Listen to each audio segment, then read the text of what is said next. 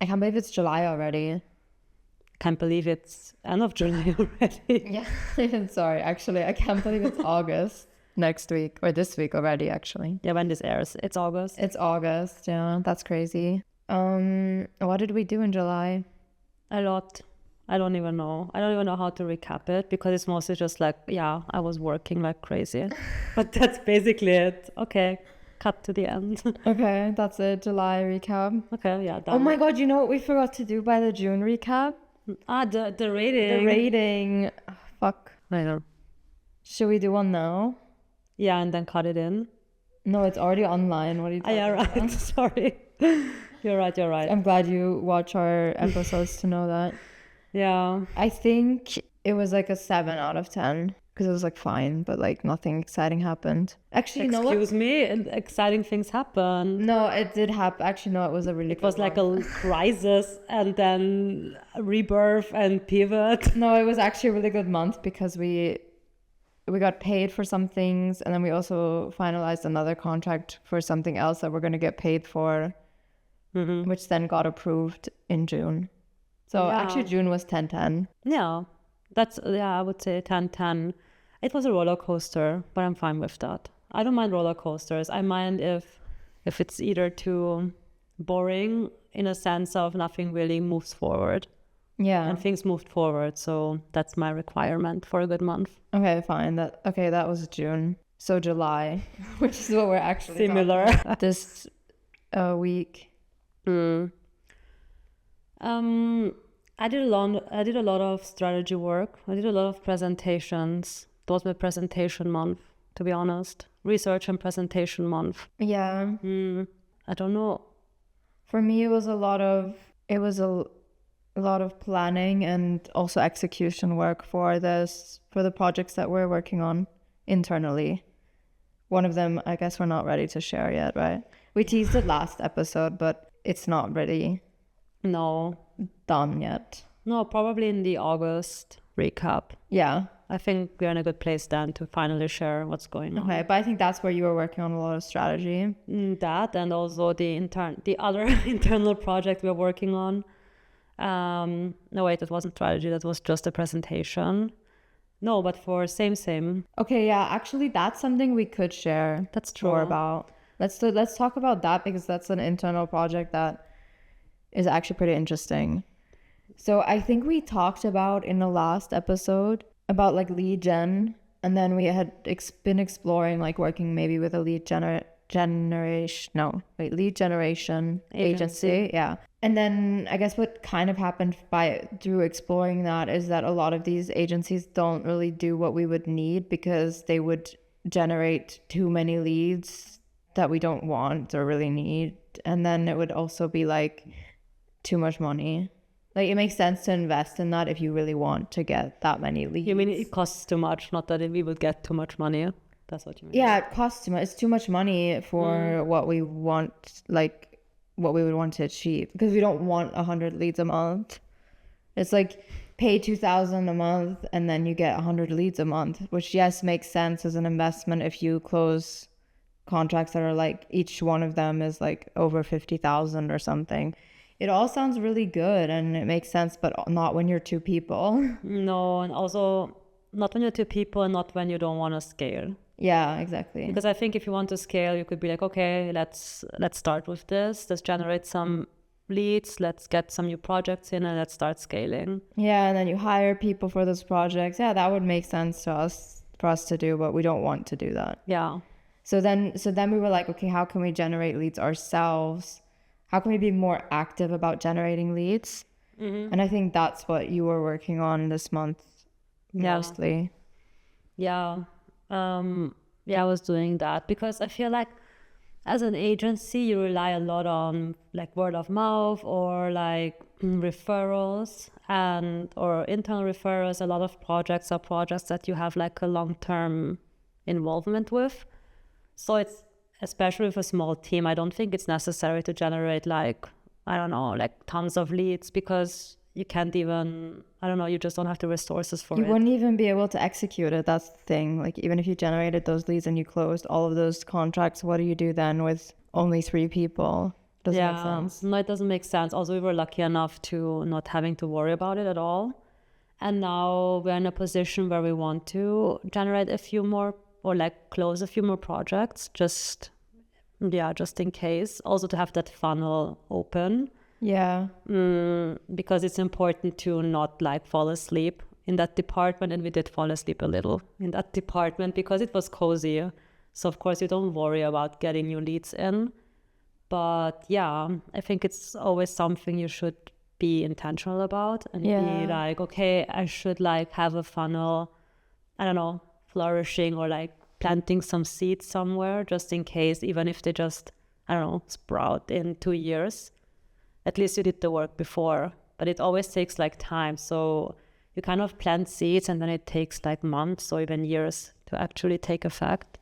Yeah. So yeah, something you should be probably doing while you're working, but it's like a lot of work also on top of everything. So that's the thing. So usually agencies who don't have an external lead gen agency would have someone in the company doing that.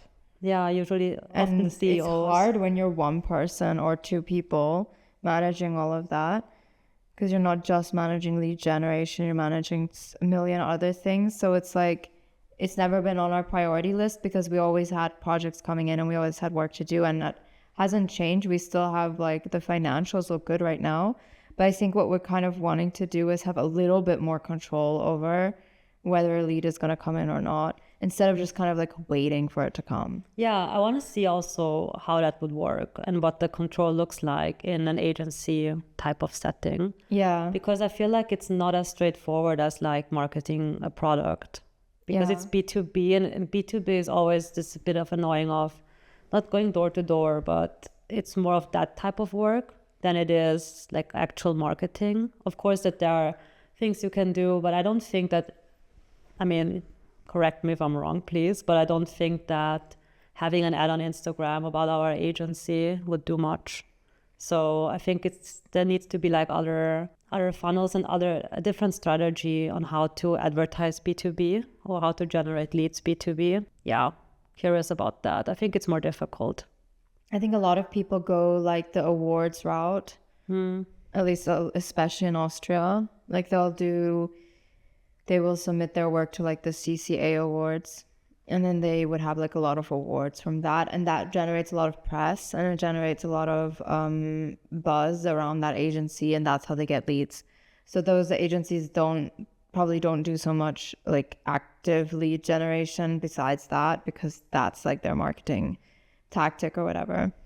Yeah, but if you don't want to go that route, which we don't, because I mean, a lot of these awards, I feel like they're not very targeted towards digital work.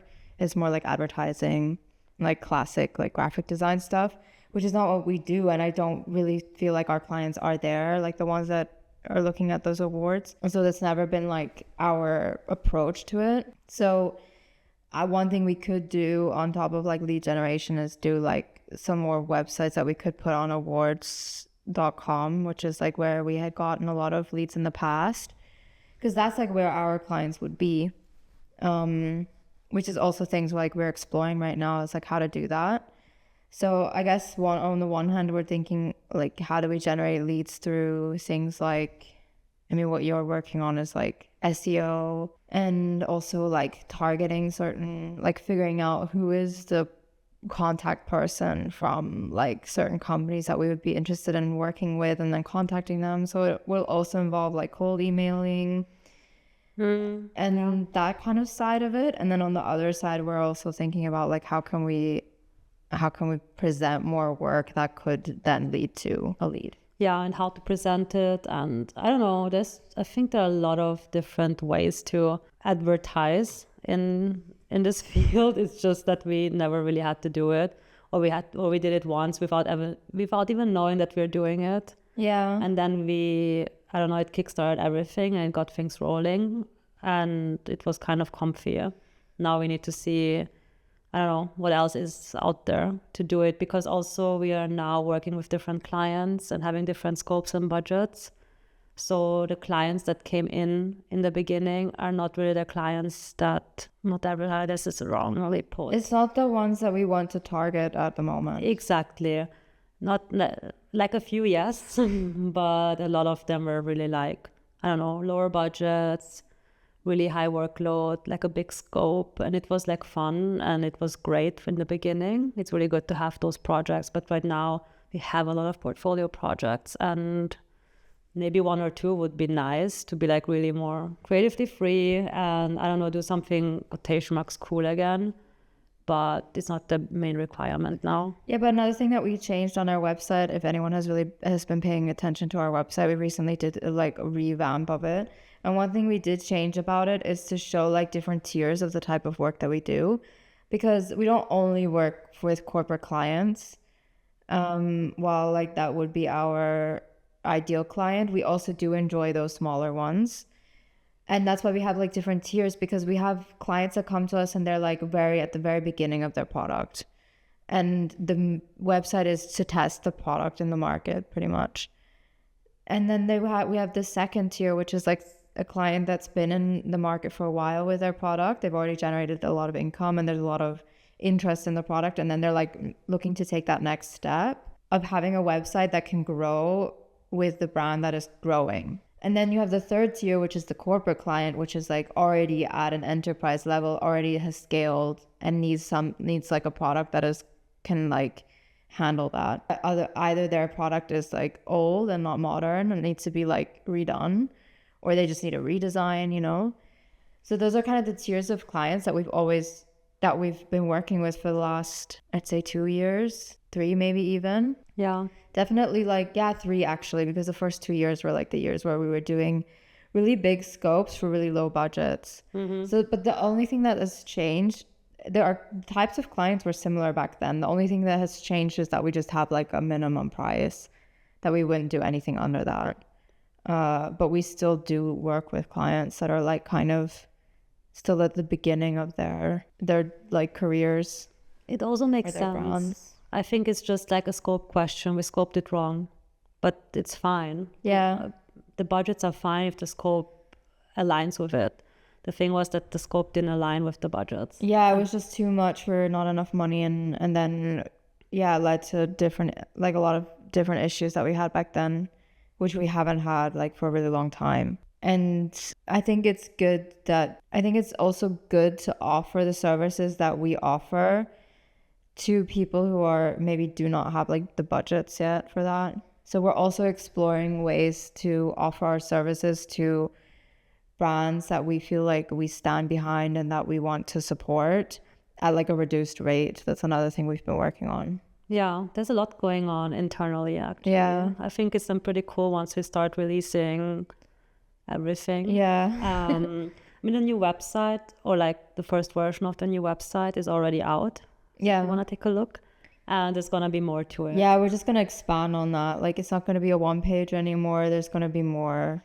And it's really like, if we're very honest, it's really mainly just for SEO stuff. And for lead generation. Yeah, if it were up to us, we would just leave that one pager and forget about it. But yeah, exactly. But yeah. Unfortunately, that's not the world that we live in. Yeah, sadly not. And we have to adapt to what works. Yeah, and I think it's also interesting to really put in the best practice work. Yeah, see what it does. We always like do it for our clients, but we never do it for ourselves. So I think this is us doing it for ourselves for once. Yeah, for real. And then we can see what it actually does. I'm super curious actually, seeing it as a self-experiment. Yeah. And I don't know, I really like strategic work, and I really like to see what it then actually does and how you can improve on it. Yeah. And there must be some things that are actually true and some things that might not work as well as you think it will. Yeah. Depending on the context, of course, and on the service. But yeah. I'm really interested to see what happens with just being active. Well, just being... one, like the SEO stuff, I'm interested to see if that actually does anything. And then 2, contacting people and cold emailing, seeing how that goes. I hate that. It's so cringe, but at the same time, I'm like in an era where I don't care. Yeah. So it's fine. I think it's like a double-edged sword. I think it's like, if it makes sense and if it's like genuine, yes, but not like cold emailing, just having this one email template you're sending out to everyone. I think if you have like a really good, if you see something, you have a really good solution to their problem that you're already seeing, then Honestly, I know that it works because if the product makes sense and if you've targeted the right person, because wasn't Marietta yeah, the one she wrote, illustrator we had on our podcast? yeah, she cold emailed us. She cold emailed us initially, and we had told her like, hey, sorry, like we love your work, but we don't need that kind of work and our clients don't really need it, but if ever, like we'll contact you. And then we ended up contacting her for the podcast because we thought, you know, she's a self-employed person, she's running her business, like it would be interesting to talk to her about it. And then we also even now contacted her for a project. So the cold emailing does work because it just gets you kind of like seen in a network that you maybe wouldn't have been otherwise, and then that can lead to things later on.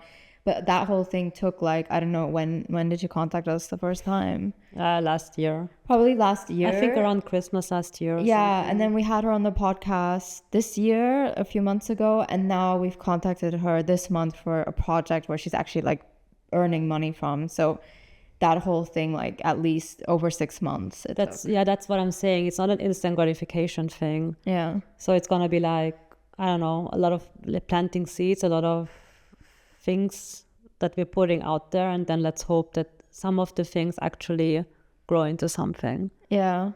But it makes sense. I think also, of course, if you don't push visibility, how should you be seen? Yeah. We were lucky in the beginning with our awards because we were also put into an e-commerce category.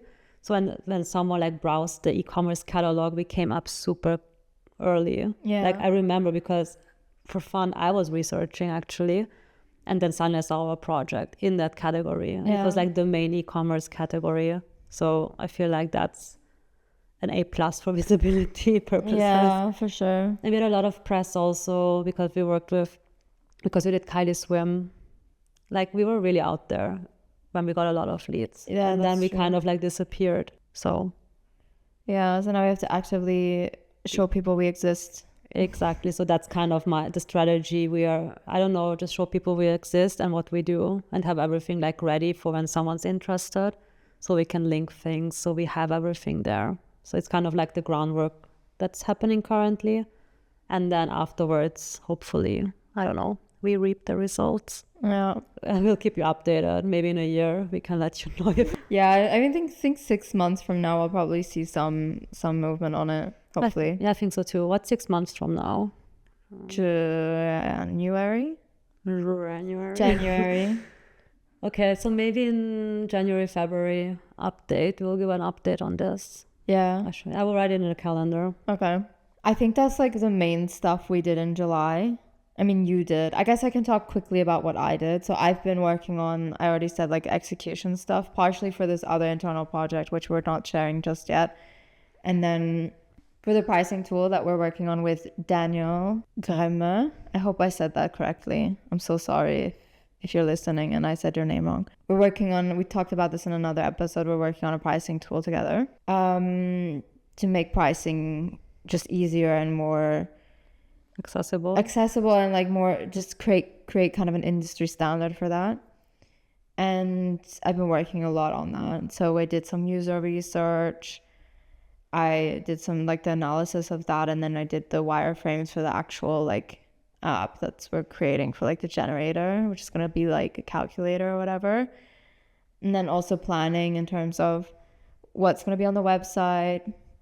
And there was a lot of stuff that you kind of researched in terms of the lead gen and the SEO stuff. I then also applied there because I was like, okay, like SEO, right? So it can't just be a one pager. It needs to have an about page. It needs to have, you know, a landing page with like actual keywords and all this stuff. So yeah, that kind of then made the scope bigger than we initially planned.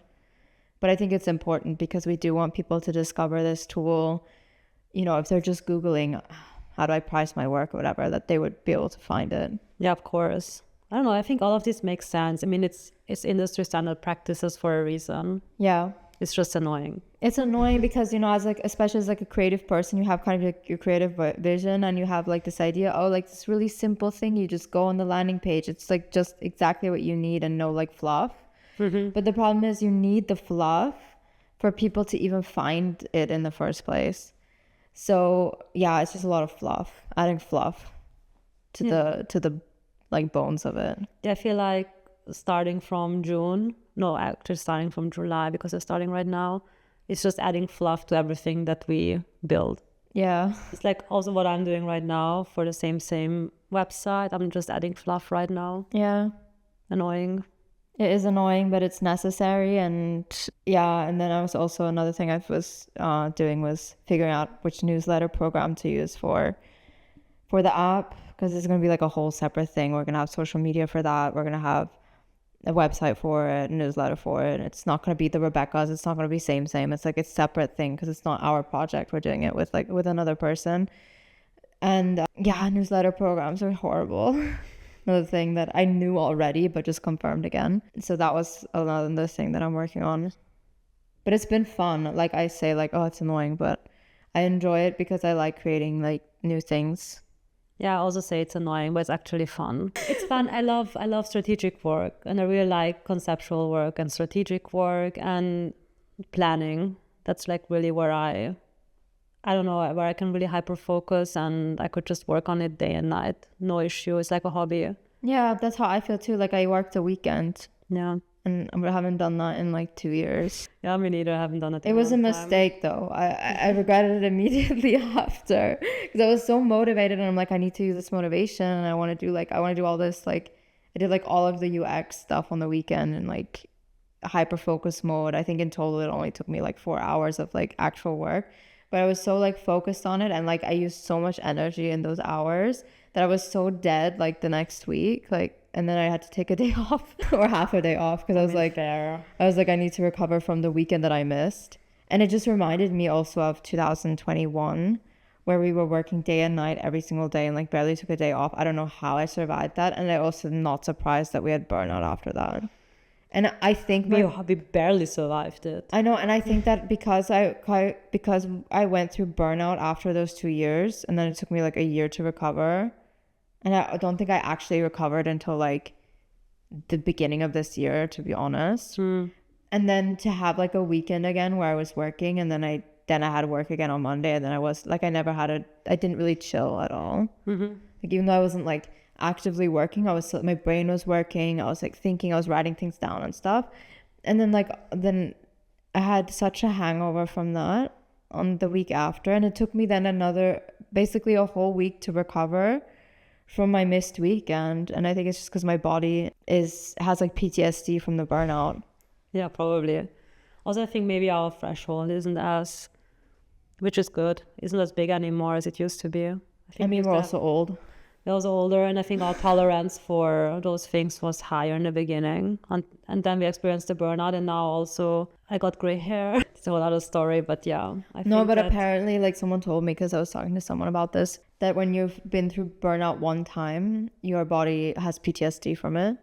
So then the PTSD, you get burnout from the PTSD as well. Oh, wow. So like so the PTSD happens if you're like going through a phase where it's really stressful again. Because then you're remembering, oh, the burnout I had was also due to this similar energy.